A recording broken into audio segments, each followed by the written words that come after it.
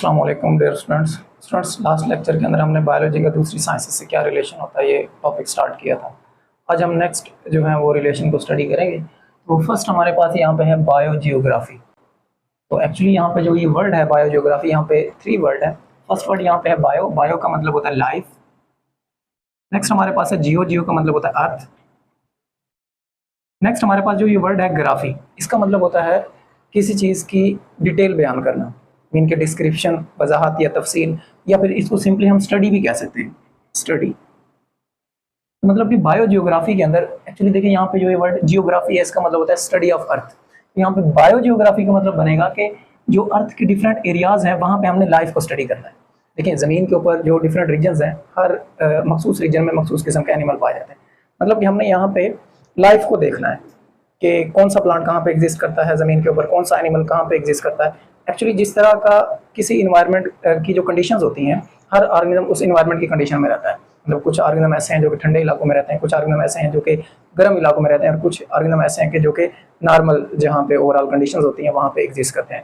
इस तरह से ट्रॉपिकल जो गर्म इलाके होते हैं वहाँ पे पाए जाते हैं, और कुछ टेम्परेट रीजन में मतलब कि जहाँ पे नॉर्मल जो है वो 30 या 25 के बिटवीन जो टेम्परेचर होता है वहाँ पे रहते हैं। तो ओवरऑल यहाँ पे हमने ऑर्गेनिज्म की डिस्ट्रीब्यूशन को देखना है, ज़मीन के जो मुख्तलिफ रीजन्स हैं वहाँ पे ऑर्गेनिज्म की डिस्ट्रीब्यूशन को देखना है।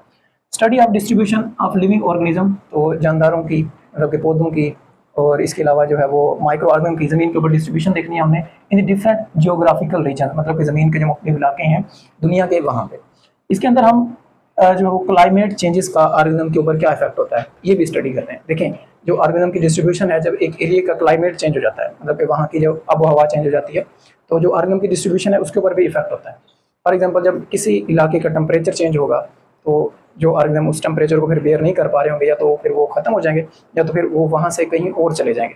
तो मीन के जब क्लाइमेट चेंजेस आती हैं तो जो डिस्ट्रीब्यूशन होती है ऑर्गेनिज्म की उसके ऊपर भी बहुत ज़्यादा इफेक्ट होता है। तो क्लाइमेट चेंजेस का ऑर्गेनिज्म की डिस्ट्रीब्यूशन पे क्या इफेक्ट है वो भी यहाँ पे स्टडी करते हैं। Influence of climate changes on the distribution of organism is also study in biogeography. तो नेक्स्ट हमारे पास ब्रांच है बायोस्टैटिस्टिक्स। तो स्टैटिस्टिक्स के बारे में आप याद रखिएगा कि इसमें हमने 3 पॉइंट जो अंडरस्टैंड करने होते हैं, या 3 पॉइंट से हम डील करते हैं स्टैटिस्टिक्स में। इसके जो 3 पॉइंट हैं स्टैटिस्टिक्स के मेन, वो है हमारे पास डाटा कलेक्शन, सबसे पहले डेटा को कलेक्ट किया जाता है, फिर उसके बाद डेटा एनालिसिस की जाती है, ठीक हो गया, और लास्ट में हमारे पास होता है इंटरप्रिटेशन या फिर कंक्लूजन, इनके हम नताइज निकालते हैं। तो ये तीनों स्टेप इनको एग्जाम्पल के थ्रू मजीद जो हम क्लियर करेंगे। It deal with the principal of statistics, मतलब कि जो स्टैट के प्रिंसिपल्स हैं बेसिकली, मतलब कि जो स्टैट के 3 जो स्टेप्स हैं उनको अप्लाई करेंगे लिविंग ऑर्गन के ऊपर। Deal with the principle of statistics to analyse and interpret, analyse mean के तजिया करने के लिए, डिटेल से किसी चीज़ को अंडरस्टैंड करने के लिए, और इस से इंटरप्रेट, इंटरप्रेट का मतलब होता है तशरीह करने के लिए, ठीक है, डिटेल बयान करना या तशरीह करना किसी चीज़ की। Data related to living organ, मतलब कि जो लिविंग ऑर्गन से रिलेटेड इंफॉर्मेशन है, डेटा है, उसको एनालाइज करेंगे, फिर उसकी तशरीह करेंगे, इंटरप्रेट करेंगे। इसके अंदर कैसे करेंगे आगे एग्जांपल के थ्रू इसको मजीद हम देखेंगे। इंपॉर्टेंस की अगर बात करें, बायोस्टैटिस्टिक्स प्ले इंपॉर्टेंट या फिर crucial role in the biological research, तो इसका बायोलॉजिकल रिसर्च के अंदर बहुत इंपॉर्टेंट रोल होता है। बायोलॉजिकल रिसर्च क्या होती है? लिविंग ऑर्गेनिज्म के ऊपर जो रिसर्च होती है, मतलब किसी प्लांट के ऊपर जो रिसर्च हम करेंगे या किसी एनिमल के ऊपर जो रिसर्च करेंगे वो हमारे पास बायोलॉजिकल रिसर्च होगी। और इस तरह से हेल्थ केयर के अंदर और जो पब्लिक हेल्थ है उसके अंदर भी इसका बहुत इंपॉर्टेंट रोल होता है। हेल्थ केयर और पब्लिक हेल्थ दोनों में बेसिकली हम हेल्थ के ऊपर मतलब सेहत के ऊपर काम करते हैं, लेकिन दोनों में थोड़ा सा डिफरेंस है। हेल्थ केयर के ऊपर हेल्थ केयर का एक्चुअली जो मतलब होता है हमारे पास, इसका मतलब एक ख़ास इंडिविजुअल से होता है, मतलब एक ख़ास पर्सन की हेल्थ की जो है वो केयरिंग की जाती है। जिस तरह से हॉस्पिटल के अंदर जो डॉक्टर होता है वो एक पेशेंट की देखभाल करता है, उसका जो है वो ट्रीटमेंट करता है। उस तरह से पब्लिक हेल्थ का हमारे पास मतलब ये होता है कि पूरी आवाम की सेहत का ख्याल रखना। जिस तरह से बच्चों को स्कूल के अंदर वैक्सीनेशन बच्चों की जाती है, और इसी तरह से अगर कोई बीमारी आ जाए मखसूस रीजन के अंदर तो फिर लोगों को इन्फॉर्मेशन दी जाती है उस बीमारी से मुतालिक। टीवी के ऊपर डिफरेंट किस्म के ऐड चलाई जाते हैं कि किस तरह से उस बीमारी से बचना है, और इस तरह से लोगों को एजुकेशन दी जाती है। मतलब ओवरऑल आवाम की सेहत के ऊपर काम किया जाता है, इन्वायरमेंट को क्लीन करने के ऊपर, साफ करने के ऊपर जो काम किया जाता है। अच्छा देखें, बायोलॉजिकल रिसर्च में, हेल्थ केयर में और पब्लिक हेल्थ में बायोस्टैटिस्टिक्स जो किस तरह से इंपॉर्टेंट रोल प्ले करती है।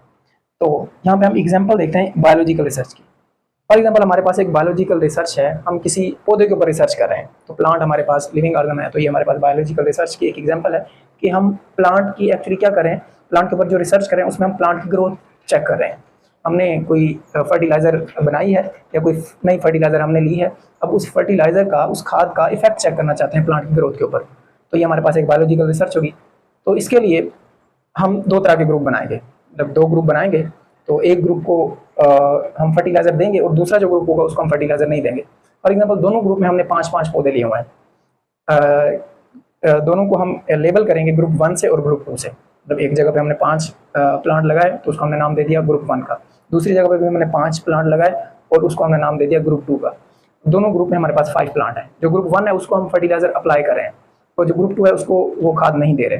तो अगर ग्रुप 1 में ग्रोथ ज़्यादा होती है तो इसका मतलब है कि जो हमने फर्टिलाइज़र बनाई है वो बाकी ग्रोथ को इंक्रीज़ करती है।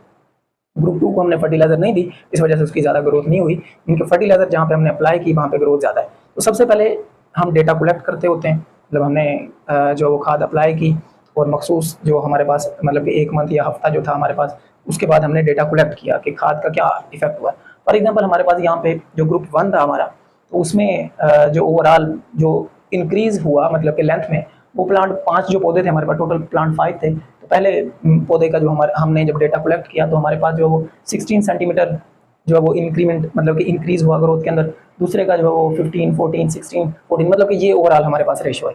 और इस तरह से ग्रुप 2 जो था उसमें हमारे पास जो रेशो आई मतलब कि जो लेंथ इंक्रीज़ हुई उनकी, वो 9, 10, 11, 9, 11 मतलब कि इस रेंज में जो है वो इंक्रीमेंट हुआ। तो ये हमारे पास डेटा आ गया, डेटा हमने कलेक्ट कर लिया कि कितनी लेंथ जो है वो इंक्रीज़ हुई। उसके बाद हम क्या करेंगे, डेटा को एनालाइज करेंगे, डेटा का एनालिसिस करेंगे। और एनालिसिस में आप याद रखिएगा, स्टैटिस्टिक्स में जब भी हम एनालिसिस करते हैं तो एनालिसिस के अंदर एक्चुअली मैथमेटिकल फार्मूलाज को यूज़ करते होते हैं। जैसे परसेंटेज को यूज़ कर सकते हैं, एवरेज को यूज़ कर सकते हैं। अब यहाँ पे देखिए हमने एज का फार्मूला लगाया, ठीक है, क्योंकि हम ग्रोथ का एक्चुअली रिजल्ट निकलना चाहते हैं कि कौन से ग्रुप में ग्रोथ ज़्यादा हुई है। देखिए यहाँ पे जो हमारे पास एवरेज का हमने फार्मूला यूज़ किया है, तो एवरेज का फार्मूला हमारे पास होता है कि सम करते होते हैं जितनी भी हमारे पास वैल्यूज़ हैं। अब इन तमाम को जब हम सम करेंगे ग्रुप 1 की वैल्यूज़ को, तो हमारे पास 75 बनेगा। और नीचे जो टोटल वैल्यूज़ होती हैं, टोटल वैल्यूज़ हमारे पास 5 है, तो इनका सम जो वो 75 है। तो इसको इस तरह 75 को 5 पर जब हम डिवाइड करेंगे तो ओवरऑल हमारे पास रिजल्ट आ जाएगा। तो कितना रिजल्ट आ जाएगा हमारे पास, 15 सेंटीमीटर। मतलब कि यहाँ पे जो एवरेज हमारे पास ग्रोथ के अंदर इंक्रीज हुआ है वो कितना हुआ है, 15 सेंटीमीटर। इस तरह से नेक्स्ट हमारे पास जो ग्रुप था ग्रुप 2, उसमें भी हम यहाँ पे एवरेज का फार्मूला यूज़ करेंगे, तो इनको सम करेंगे तो हमारे पास 50 हो जाएगा। टोटल जो हमारे पास नंबर है 5 है, तो इस तरह से हमारे पास रिजल्ट आएगा यहाँ पे 10 सेंटीमीटर। तो देखिए अब हम जब हम डेटा को एनालिसिस कर लेंगे तो उसके बाद हम उसको इंटरप्रीट करेंगे, मतलब कि उसकी तशरीह करेंगे और जो नताइज निकालेंगे। तो हमारे पास यहाँ पे नतीजा क्या निकलेगा, क्योंकि ग्रुप 1 देखें यहाँ पे जो इंक्रीमेंट आ रहा है ग्रोथ के अंदर वो 15 सेंटीमीटर है और जो ग्रुप 2 है वहाँ पे हमारे पास 10 सेंटीमीटर है। तो मीन के जो ग्रुप 1 है उसके अंदर ग्रोथ ज़्यादा हुई है। अब देखें ये तो एक्चुअली हमने रिसर्च की है प्लांट की ग्रोथ के ऊपर, लेकिन ग्रोथ के लिए हमने क्या किया है, डेटा को कलेक्ट किया, फिर डेटा का एनालिसिस किया, फिर जो हमारे पास एक फाइनल कंक्लूजन आ गया, नतीजा आ गया। तो यहाँ पे एक्चुअली ये जो तीनों स्टेप हैं किसके होते हैं, स्टैटिस्टिक्स के। तो इस तरह से जब भी हम बायोलॉजिकल रिसर्च करते हैं तो इस तरह से स्टैटिस्टिक्स को फिर जो वो यूज़ किया जाता है। और इस तरह से हेल्थ केयर में भी स्टैटिस्टिक्स को यूज़ करते हैं। अब हेल्थ केयर में फॉर एग्जांपल हमने कोई मेडिसिन बनाई है, अब उस मेडिसिन का फॉर एग्जांपल वो मेडिसिन जो बनाई है वो दिल की बीमारी के इलाज के लिए बनाई है हमने, मतलब कि अब हम वो मेडिसिन जो हार्ट के पेशेंट होंगे उनको देंगे और फिर रिजल्ट चेक करेंगे। फॉर एग्जांपल हमने जितने भी पेशेंट को मेडिसिन दी, फॉर एग्जांपल हमारे पास टोटल जो पेशेंट थे वो 50 थे, तो 50 पेशेंट में से कितने पेशेंट ठीक हुए मेडिसिन देने के बाद, तो यहाँ पे स्टैटिस्टिक्स को यूज़ किया जाएगा। सबसे पहले डेटा को कलेक्ट करेंगे, मतलब ओवरऑल 50% है, तो डेटा को कलेक्ट करते हुए हम देखेंगे कितने लोग जो वो उनके ऊपर मेडिसिन का इफेक्ट हुआ है। तो उसके बाद ओवरऑल हम डेटा को एनालिसिस करेंगे, वहाँ पे हम परसेंटेज का फार्मूला लगा सकते हैं। तो परसेंटेज के फार्मूले के बाद हमारे पास ओवरऑल परसेंटेज में नताइज आ जाएंगे कि इस मेडिसिन से इतने % लोग जो है वो ठीक हुए। इस तरह से पब्लिक हेल्थ के अंदर भी इसका बहुत इंपॉर्टेंट रोल है। फॉर एग्जाम्पल हमने लोगों को इन्फॉर्मेशन दी मखसूस डिजीज़ से बचने के लिए, उसके बाद हम कोई सर्वे कर रहे हैं कि कितने % लोगों को सही तरह से इन्फॉर्मेशन मिली और कितने % को नहीं मिली। सबसे पहले डेटा कलेक्ट करेंगे, लोगों से पूछेंगे, तो हमें ओवरऑल आइडिया हो जाएगा कि टोटल हमने इतने लोगों से जो है वो पूछा और इतने लोगों ने आंसर किया और इतने लोगों ने आंसर नहीं किया। जिस तरह डेटा का एनालिसिस किया जाएगा, वहाँ पे हम परसेंटेज यूज़ करेंगे, तो हमारे पास परसेंटेज में आंसर आ जाएगा कितने % लोगों को इन्फॉर्मेशन सही तरह से मिली और कितने % को नहीं मिली। इस तरह से जो स्टैटिस्टिक्स होती है उसका बायोलॉजिकल रिसर्च के अंदर, हेल्थ केयर के अंदर और पब्लिक हेल्थ के अंदर बहुत इंपॉर्टेंट रोल होता है। ठीक हो गया। नेक्स्ट हमारे पास है बायोटेक्नोलॉजी। तो बायोटेक्नोलॉजी के अंदर हम डिफरेंट किस्म के प्रोसेसेस बनाते हैं, मतलब डिफरेंट किस्म के अमाल, डिफरेंट किस्म के मेथड बनाते होते हैं और इसी तरह से डिफरेंट किस्म के प्रोडक्ट बनाते होते हैं और फिर उनको इंसान की बेहतरी के लिए यूज़ किया जाता है। It deal with the use of living organism. याद रखिएगा इसमें या तो हम लिविंग ऑर्गेनिज्म का पूरे के पूरे लिविंग ऑर्गेनिज्म को यूज कर रहे होंगे, मीन के पूरे प्लांट को यूज कर रहे होंगे, या किसी बैक्टीरिया को यूज कर रहे होंगे, या पूरे किसी एनिमल को यूज कर रहे होंगे, या तो फिर लिविंग ऑर्गेनिज्म के जो कंपोनेंट हैं उनको यूज किया जाएगा। या तो लिविंग ऑर्गेनिज्म को यूज किया जाएगा या उनके कंपोनेंट को। इसका क्या मतलब है? किसी ऑर्गेनिज्म का डीएनए यूज कर सकते हैं, किसी ऑर्गेनिज्म का जो वो एंजाइम यूज कर सकते हैं, किसी ऑर्गेनिज्म का जो है वो सेल यूज कर सकते हैं। अच्छा, ये जो ऑर्गेनिज्म को या फिर ऑर्गेनिज्म के कंपोनेंट को यूज करेंगे, किस लिए यूज करेंगे? बेनिफिशियल प्रोडक्ट बनाने के लिए, फायदेमंद प्रोडक्ट बनाने के लिए, फायदेमंद चीजें बनाने के लिए, या तो फिर फायदेमंद जो प्रोसेसेस होते हैं वो बनाने के लिए। मतलब कि फायदेमंद प्रोडक्ट बनाने के लिए या फायदेमंद अमाल बनाने के लिए।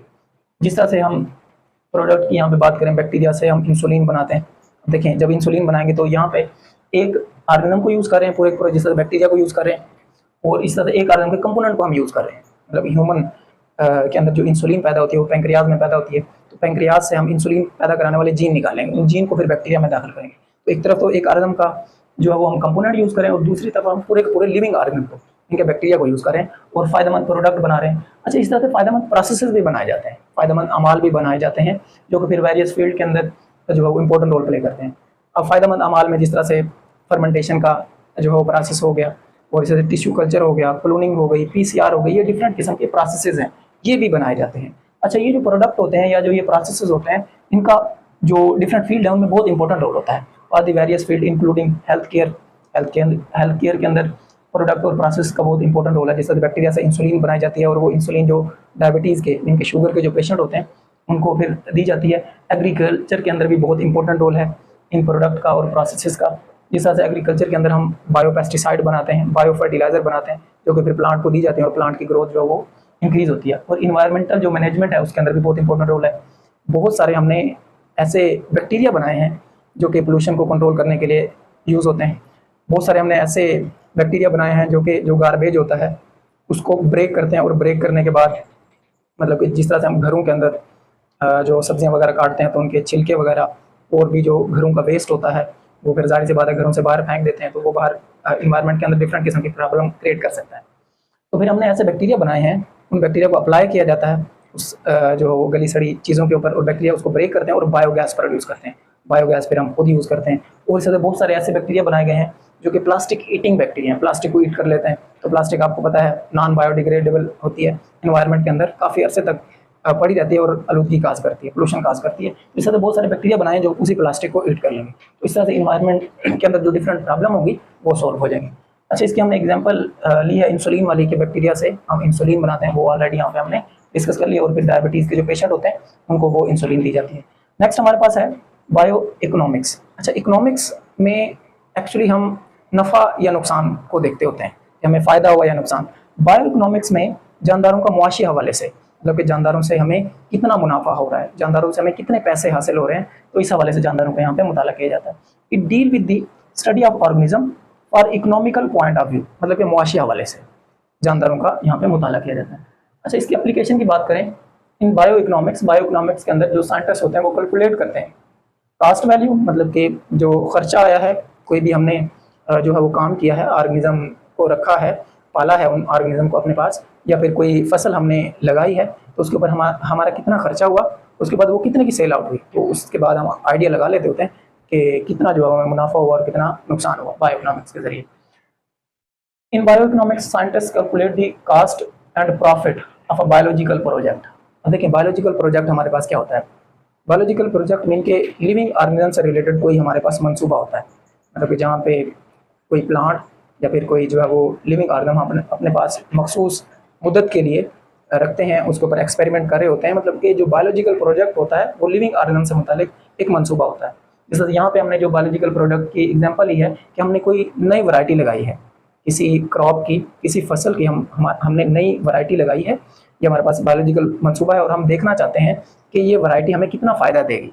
कैसे हम इसको फ़ायदे को कैसे जान सकते हैं, कैसे पता लगा सकते हैं? तो उसके लिए सबसे पहले हम देखेंगे कि हमारा कितना खर्चा हुआ नई वैरायटी के ऊपर, और उसके बाद वो सेल आउट कितनी हुई, मतलब हमें कितना प्रॉफिट हुआ। इसके बाद हमें आइडिया हो जाएगा कि ओवरऑल जो हमने नई वैरायटी जो लगाई थी क्रॉप की, उससे हमें फ़ायदा हुआ या उससे नुकसान हुआ। तो ओवरऑल लास्ट में हमने ये स्टैटिस्टिक्स के 3 पॉइंट थे, इनको ऑलरेडी डिस्कस कर लिया है। तो स्टूडेंट ये था हमारा आज का लेक्चर। इंशाल्लाह नेक्स्ट टॉपिक जो अपने नेक्स्ट लेक्चर के अंदर हम स्टार्ट करेंगे। तो कोई भी बात अगर आप लोगों को समझ ना आई हो तो कमेंट करके आप लोग पूछ सकते हैं। थैंक यू स्टूडेंट, अल्लाह हाफिज़।